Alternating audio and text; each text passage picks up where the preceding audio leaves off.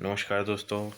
स्वागत है आपका मेरे YouTube चैनल पे, जहां मैं आपको फाइनेंस से रिलेटेड बहुत सारी जानकारियां देता रहता हूं और आपकी लाइफ को और इजी बनाने की कोशिश करता हूं। इसी सिलसिले में मैं आज आपके लिए एक नया वीडियो लेके आया हूं। तो हम सब लोग काम तो करते हैं और बहुत ज़्यादा काम करते हैं अपनी लाइफ में, और धीरे धीरे काम करते करते बोर हो जाते हैं अपने काम से, और फिर ऐसा चाहते हैं कि हम लाइफ को एंजॉय भी करें, लेकिन धीरे धीरे एक टाइम आता है कि हम वो रिटायर हो जाते हैं और अपने लाइफ को पूरी तरह एंजॉय नहीं कर पाते हैं। तो आज मैं आपको वही बताने के लिए आया हूँ कि क्या आप भी 50 साल की उम्र में रिटायर होना चाहते हैं। यानी अगर आप जल्दी रिटायर हो जाते हैं तो आप भी अपने लाइफ को पूरी अच्छी तरीके से एंजॉय कर सकते हैं। उसके लिए हम चलते हैं अगली स्लाइड पे। उस पे अगर आपके फाइनेंशियल गोल्स क्लियर हैं तो ही आप आगे बढ़ सकते हैं, क्योंकि अगर आपको यही नहीं पता होगा कि आपके फाइनेंशियल गोल्स क्या हैं, आपकी नीड क्या है, आपके परिवार को क्या चाहिए, तो आप कभी रिटायर हो ही नहीं पाएंगे, क्योंकि आपको हमेशा फिर काम करता रहना पड़ेगा और हमेशा पैसों की ज़रूरत पड़ती रहेगी। तो सबसे पहले अगर आपको फाइनेंशियल गोल्स क्लियर हैं तो फिर हम आपको और आगे बढ़ते हैं। और अगर नहीं है तो सबसे पहले आप वीडियो को रोकिए और अब एक डायरी और पेन उठाइए। उसमें अपने सारे फाइनेंशियल गोल्स लिखिए कि आप अभी किस उम्र में हैं, आपको कब रिटायर होना है, और रिटायरमेंट से पहले पहले आप क्या क्या चीज़ें चाहते हैं। सिर्फ चाहना नहीं होता है, क्योंकि उसके लिए हमें कुछ काम भी करना पड़ता है। तो हमें ये सारी चीज़ें देखनी है। आप एक डायरी पेन उठा के उस पे अपने फाइनेंशियल गोल्स लिखिए कि आपको क्या क्या अचीव कर लेना है। जब आपके फाइनेंशियल गोल्स क्लियर हों, उसके बाद फिर आप आगे बढ़िए और अपने इन्वेस्टमेंट को ऐसा प्लान करिए कि आप जब 50 साल तक पहुँचें तो आपके सारे फाइनेंशियल गोल्स पूरे हो चुके रहें और आप एकदम चिंता मुक्त रहें। तो अब हम आगे बढ़ते हैं कि अगर आपके फाइनेंशियल गोल्स पूरी तरह क्लियर हैं, यानी आपको क्या करना है और आपको क्या क्या लाइफ में अचीव करना है, या बच्चों की पढ़ाई कैसे करनी है, अगर ये सारी चीज़ें आपकी क्लियर हैं, पहले से प्लान्ड हैं, तो फिर हम लोग चलते हैं आगे। तो इसमें अपने फाइनेंशियल गोल्स को क्लियर करने के बाद सबसे पहले मेरे ये सजेशन है कि हम सब लोगों को अपना एक हेल्थ इंश्योरेंस और टर्म इंश्योरेंस करा लेना चाहिए, क्योंकि हम पैसे बचा के रखें और कभी इमरजेंसी में कुछ ऐसी क्रिटिकल सिचुएशन हो गई कि आपको मेजर हेल्थ प्रॉब्लम हो गई, तो आपके सारे पैसे तो उसमें चले जाएंगे। फिर आप क्या करेंगे? आप रिटायर तो हो गए और सारे पैसे बचा के रखे, लेकिन अगर कुछ मेजर प्रॉब्लम हो गई, क्योंकि ओल्ड एज में अक्सर हो जाती है, या कोई इंसिडेंट हो गया, कोई एक्सीडेंट हो गया, तो फिर क्या होगा? अगर आपके 20-25 लाख रुपए खर्चे हो गए तो आपकी सारी फाइनेंशियल प्लानिंग खराब हो जाएगी। इससे बचने के लिए सबसे अच्छा तरीका है कि आप अपना एक हेल्थ इंश्योरेंस करा लें।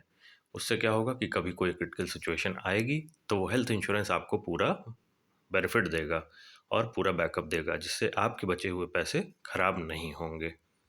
दूसरी चीज़, आप अपना एक टर्म इंश्योरेंस करा लें, क्योंकि वो इमरजेंसी के केस में बहुत फ़ायदा करती है। क्योंकि अगर परिवार में कमाने वाला एक व्यक्ति है और वही ना रहे, तो सारे गोल्स, सारे प्लान्स ख़त्म हो जाते हैं, और जिसके लिए प्लान करते हैं उसको कुछ नहीं मिल पाता है और वो बहुत परेशानी में पड़ जाता है। तो टर्म इंश्योरेंस तो आप जानते ही होंगे कि क्या होता है। ये सिर्फ कैजुअल्टी के केस में ही मिलता है, जो कि 1 करोड़, 2 करोड़, 5 करोड़, 50 लाख, अलग अलग इंश्योरेंस का होता है। और ये आप इसके बारे में मैं अलग से एक वीडियो बना दूंगा जिसमें सारी डिटेल्स रहेगी। तो टर्म इंश्योरेंस सिर्फ आपके जाने के बाद मिलता है, और इसकी जो इंस्टॉलमेंट होती है बहुत कम होती है।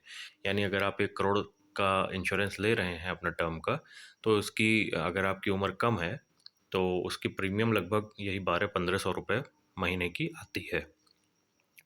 तो अगर ये दोनों चीज़ें आप कर लेते हैं तो आपकी लाइफ एकदम टेंशन फ्री है। यानी आप अपने आप को पूरा एंजॉय कर सकते हैं, अपनी पूरी फाइनेंशियल प्लानिंग कर सकते हैं। ये करने के बाद अब हम आगे बढ़ते हैं। हम अपना इन्वेस्टमेंट शुरू करते हैं, क्योंकि हमको अगर अपनी फाइनेंशियल प्लानिंग करनी है तो इन्वेस्टमेंट ज़रूर करना पड़ेगा, क्योंकि उसी से हमारी एक्स्ट्रा इनकम आएगी और तभी हम अपने लाइफ को अच्छे से सेटल कर पाएंगे। तो इन्वेस्टमेंट कहाँ करें? तो मैं आपको बताऊं कि उसके लिए आपके पास स्टॉक्स हैं, यानी शेयर मार्केट्स हैं, लेकिन उसके लिए आपको अच्छी जानकारी होनी चाहिए, और अच्छी जानकारी तभी होगी जब आप पहला कदम रखेंगे। तो पहला कदम रखना शुरू करिए। 5,000, 1,000, 500 से आप शुरुआत करिए धीरे धीरे। 10 दिन, 15 दिन, 1 महीना करेंगे तो आपको धीरे-धीरे खुद ही जानकारी हो जाएगी। और कभी भी पहला कदम ही थोड़ा-सा कठिन होता है, जब आप आगे बढ़ेंगे तो सारा चीज़ क्लियर हो जाएगा। और स्टॉक में आप नहीं करना चाहते हैं तो रियल एस्टेट में करिए, यानी कि ज़मीन में, मकान में, दुकान में आप पैसा लगाइए और वो आपको पता ही है कि कितना अच्छा आपको रिटर्न मिलता है। और इसमें भी आप नहीं करना चाहते हैं तो आप गोल्ड में करिए। फिजिकल नहीं करना चाहते हैं तो ऑनलाइन गोल्ड खरीदिए। ऑनलाइन गोल्ड खरीदने के लिए डीमैट अकाउंट होना ज़रूरी है, वो आप कभी भी ऑनलाइन खुलवा सकते हैं, कहीं पे भी। आजकल तमाम ऐप्स आते हैं, बैंक्स पे भी होते हैं। तो ये 3-4 तरीके हैं जिससे आप इन्वेस्टमेंट शुरू कर सकते हैं। उसके बाद जब इन्वेस्टमेंट आप शुरू करेंगे तो सेकंड इनकम का भी आप सोर्स शुरू करिए। यानी इन्वेस्टमेंट से तो आपका पैसे आ ही रहा है, एक सेकंड इनकम का और जो है आपका सोर्स हो जाता है। जैसे कि पार्ट टाइम आप कोई बिज़नेस कर लिया या फिर साइड वर्क कर लिया, जैसे कि बच्चों को ट्यूशन देना, या फिर कोई आपकी ऐसी हॉबी जो बिज़नेस में कन्वर्ट हो सके। जैसे बहुत सारे घर पे 1-2 घंटे काम करके टी-शर्ट्स प्रिंट होते हैं, मग्स प्रिंट होते हैं, वो अमेज़न से या फ्लिपकार्ट से टाई अप करके बहुत सारे तरीके होते हैं। अगर आप धीरे-धीरे सर्च करेंगे तो बहुत सारे ऑप्शंस आपको मिलेंगे। दूसरी चीज़ है, आप रेंटल इनकम शुरू कर लीजिए, यानी आपका कोई मकान खाली पड़ा है या कमरा खाली पड़ा है या कोई पोर्शन खाली पड़ा है तो उसे आप किराए पे दे दीजिए। आखिर वो खाली पड़ा हुआ है, इससे बहाने से कुछ रेंटल इनकम आएगी, आप किसी को दे देंगे तो 4 पैसे आपके हाथ में आएँगे। और उसके अलावा ट्रेडिंग और स्टॉक मार्केट मैंने आपको बताया ही है। जब आपको इसकी अच्छी जानकारी हो जाएगी तो आप इसमें रोज़ 10,000 20,000 रुपये कमा सकते हैं।